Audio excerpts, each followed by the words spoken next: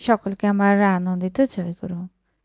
পরম পূজ্যপাদ শ্রী শ্রী আচার্যদেবের আলোচনা থেকে আলোচনা করব আজ। প্রাতে প্রার্থনান্তে আচার্যদেব বড় নাটমণ্ডপে বসেছেন। আজকের পঠিত সত্য অনুসরণের বাণীটি হল, নিজের গর্ব যত না করা যায় ততই মঙ্গল, আর আদর্শের গর্ব যত করা যায় ততই মঙ্গল। ব্যাখ্যায় আচার্যদেব বলছেন, নিজের গর্ব মানে অহংকার। অহংকার থাকলে দাম্ভিকতা, ওভার কনফিডেন্স, অনমনীয়তা, প্রতিক্রিয়ার প্রতিরোধ, সম্পর্কের মধ্যে নেতিবাচক ভাব, বিচ্ছিন্নতা, এইগুলো তার মধ্যে প্রকট হয়ে দেখা যাবে। তার মুখ থেকে অহংকারের ঝলক বেরোবে। তুই কি জানিস? ভাব। পরিণতিতে সে একা হয়ে যাবে। তাই বলেছেন, এটা যত না করা যায় ততই ভালো। পঠিত ৭০০ গ্রন্থের ৭৩০ নম্বর বাণী। লোভে মজলে যুক্তিও মানে না, নিষেধও মানে না, ঠকতেই চায়, ঠকবেই। এর প্রেক্ষিতে বললেন, শুধু টাকা পয়সার প্রতি লোভও নয়, লোভে পড়লে অনেক ব্যাপারই তার ডিসিশনে ভুল হবেই। আমার কাছে প্রায় মুখে বলে, মেয়ের বিয়ের ব্যাপারে ভালো ছেলে পাওয়া গেছে, অথচ তার অন্তর বলছে অন্যরকম। অন্তরের যুক্তিও তখন সে মানছে না, বাইরের কেউ নিষেধ করলেও পাত্তা দেবে না। তারপর 2 দিন পর দেখা যাবে মেয়ে বাপের বাড়ি এসে বসে আছে। প্রসঙ্গ পরিবর্তন করে বলছেন, একদিন অবিনের মা বলছে, আমার ওপর তোমার কোনোদিন রাগ হয়নি? বলি, হ্যাঁ হয়েছে তো, মনে হয়েছে ঠাচিয়ে এক চোর মারি, কিন্তু সেটাকে বিবেক দিয়ে বুদ্ধি দিয়ে সামলে রাখি। বুঝি আমার এটা করা ঠিক হবে না। এই যে আমাকে অনেকে প্রশংসা করে বলে, আপনার জন্য এটা হলো ওটা হলো, তাতে কি আমার মনে কোনো সুরসুরি জাগে না? জাগে। কিন্তু কেন জাগবে? এই সুরসুরিটা যখন জাগবে না, তখনই বোঝা যাবে আমি ঠাকুরের হয়েছি। এইভাবে সব সময় অন্তরটাতে কি হচ্ছে তা দেখতে হয়, নতুবা মলিনতা দূর হবে কিভাবে? অন্য প্রসঙ্গ তুলে বলছেন, কাল সন্ধ্যায় ফিলান্থ্রপি সম্মুখস্থ একজনের এক সমস্যা শুনে তা নিরসনে আমি বাংলাতে হিন্দিতে তাকে বললাম। তারপর একজন পাশে বসেছিলেন, সে ওই সমস্যাটাই আবার আমাকে বলছে। আমি রেগে গিয়ে বললাম, মারবো এক চড়, এতক্ষণ বসে বসে আঙ্গুল চুষছিলে। যে কথাগুলো আমি বাংলায় হিন্দিতে বললাম সেটাতে তোমার সমস্যার সমাধান নাই। এই যে আমি রাগলাম, তখন তার মাথাটা কাজ করেছে। আমার রাগ দেখে রাজুদা শিবানন্দ প্রসাদ হেসেই দিয়েছে। তো কখনো কখনো এভাবে তার চেতনাটা জাগাতে গিয়ে বলতেই হয়, পরমপিতাই তোমার অহংকারের বিষয় হন, আর তুমি তাতে আনন্দ উপভোগ করো। ব্যাখ্যায় বলছেন, উপভোগ, উপ মানে সমীপে, ভোগ মানে ভুজ মানে সীমানা, উপভোগ মানে উপভুজ, অর্থাৎ পরমপিতার মধ্যে নিজের সীমানাকে বিস্তার করো, তোমার ক্যাপাসিটির সীমা অতিক্রম করো। পরমপিতার জন্য অহংকার কি আদতে অহংকার? সেটা প্রেম প্রজ্ঞারই পরিচয়। পরমপিতা অহংকারের বিষয় হলে, অর্থাৎ তাতে সংযুক্ত থাকলে, মনে এই বোধ বা বল আসে যে আমার সাথে কেউ আছেন, নিরাপত্তা বোধ আসে। যেমন দোলনা বাঁধা থাকলে তাতে চড়লে যে অনুভূতিটা হয়, পরমপিতার সঙ্গে যুক্ত হলে দোলনায় বাঁধা থাকার মতো অনুভূতি হবে।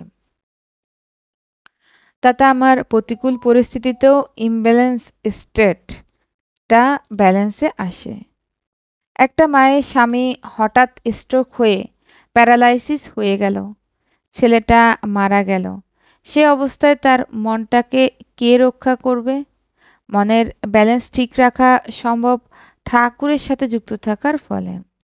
ঠাকুর তখন আমার সম্বল, তাতেই আনন্দ উপভোগ করো, মানে সর্বাবস্থায় আমার মনের এই বিস্তারটাকে উপভোগ করো। পাঠিত শাশ্বতী গ্রন্থের ৭৩১ নম্বর বাণীটি হলো, মানুষ করণীয় যা তা যখন করে না, অথচ নানান ভাওতায় ওই না করাকেই সমর্থন করে, সংশোধন বিমুখ হয়ে শয়তান তখন হাসে আর দয়া হতভম্ব হয়ে ওঠে। এই সূত্রে বলছেন, করণীয় করলে মানুষ ভাইটালি এনার্জেটিক হতে পারে। এই যে ঠাকুর ছড়ায় বললেন, যেথায় থাকি শোষণা বেহুশ করতে সন্ধ্যা প্রার্থনা, হবি তাতে কর্মনিপুণ শক্তি পাবে বর্ধনা। এই সকাল সন্ধ্যা প্রার্থনার জীবনটাকে বেঁধে নিলে তার আর সমস্ত ব্যাপারে একটা ছন্দ এসে যায়। আমি অনেক করে দেখেছি, করণীয় না করে পেন্ডিং রাখলে তার কখনোই ধ্যান হবে না। শির দ্বারা সোজা রেখে ধ্যান তার পক্ষে সম্ভবই না। আর ধ্যান না হলে ওই কোনো রকম চলা হবে, হয়তো কোনো মতে একটা ছড়িদারি করা পোস্ট পেয়ে গেছে, সেটা নিয়েই হাম্বড়ায় ভাব নিয়ে চলবে, আসলে কিন্তু ফাঁকা। আমি তাই ওদের বলি, যতই বাণীর অর্থ লেখো করো, ওই ভোরে শির দ্বারা সোজা করে ধ্যান না হলে সবই বৃথা। এবং বললেন, হতভম্ব হয়ে উঠে মানে রক্ষা বুদ্ধিভ্রষ্ট হয়ে পড়ে। তিনি প্রত্যহ দিনের অনেকটা সময়, একবার বেলা 10টার দিকে ও পরে সন্ধ্যার দিকে, মানুষের নিবেদন শুনে সমাধান দিয়ে থাকেন। এত তো সত্য, অনেকে তার হাঁটা চলার মধ্যেও তাদের বক্তব্য জানিয়ে বসেন, যা সাধারণতই তিনি পছন্দ করেন না। বলেন, শোনার জন্য আমি তো ওখানে অতক্ষণ বসি, তখন বললেই তো হয়। যাই হোক, এবার তিনি উঠে পুনামান্তে বাসস্থান ষোড়শী ভবনে যাওয়ার জন্য হাঁটছেন। এতক্ষণ বড় নাটমণ্ডপে বসে ওইসব সূক্ষ্ম আলাপ আলোচনায় মনের তার স্বভাবতই উচ্চগ্রামে বাঁধা। এ অবস্থায় আশ্রমিক এক যুবক তার পারিবারিক এক বিষয়ে জানতে শুরু করলো। তাতে তিনি তাকে রুষ্টতার সাথে বললেন, চলার পথে কোনো কথা বলবি না, একমাত্র দীক্ষার ব্যাপার ছাড়া, অর্থাৎ কেউ দীক্ষাপ্রার্থী হয়ে দীক্ষার অনুমতি পেতে রেখে, এর আগে তোকে একবার বলা হয়ে গেছে, মানুষ মন নিয়ে চলে, তোর মতো জানোয়ার না। তোর এ কথাটা ওখানে ফিলান্থপি সম্মুখস্থ মণ্ডপে যখন বসি তখন বললেও যা ফল হতো, আবার কাল সকালে বললেও একই ফল হতো। কাজ পেন্ডিং রাখিস, এখন বলার জন্য পেট ফুলছে, সেটা উগরে দিচ্ছিস, কালকেই তো বলতে পারতিস। এজন্যই নাম ধ্যানও তো হয় না। ভাইটি বকুনি খেয়ে নীরব থাকলো। পরে ওই দিন সন্ধ্যায় ওই ভাইটি ফিলান্থপি সম্মুখস্থ মণ্ডপে তাকে 2টি বই উপহার দেওয়ার সময় কাছে এলে তিনি নিজে জিজ্ঞেস করলেন, তখন কি বলতে চাইছিলি? না বলার জন্য পেট ফুলছিল, ব্যাপারটা কি? ভাইটি বলে, তার ভাগ্নের জন্ডিস, গুয়াহাটিতে চিকিৎসার জন্য নিয়ে এসেছে, অনেকটা ভালো। আচার্যদেব, তাহলে বিষয়টা অত প্রয়োজনীয় না, সারাদিনে আর বললি না, একটা কিছু বলার জন্য আমাকে বলতে এসেছিলি। এখন কেমন আছে ভাইটি? আগে অনেকটা ভালো। এভাবেই তাকে কত দিক সামাল দিয়ে চলতে হয়। অপর এক প্রসঙ্গে বলছেন, মানুষ তার অপছন্দের মানুষকে নিয়ে থাকতে পারছে কিভাবে, সেটাই হচ্ছে দেখার। সবাই আমার পছন্দের হবে, তবে আমি ভালো থাকব, সে ভালো থাকার কোনো অর্থ নেই। সংঘাত না হলে বিবর্তন হয় না।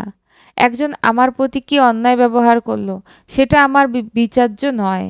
বিচার্য হচ্ছে তার ওই অন্যায় আচরণে আমার অন্তরটায় কি পরিবর্তন হচ্ছে সেটাই দেখা, সেটাকে ডিভেনলি পরিচালিত করা।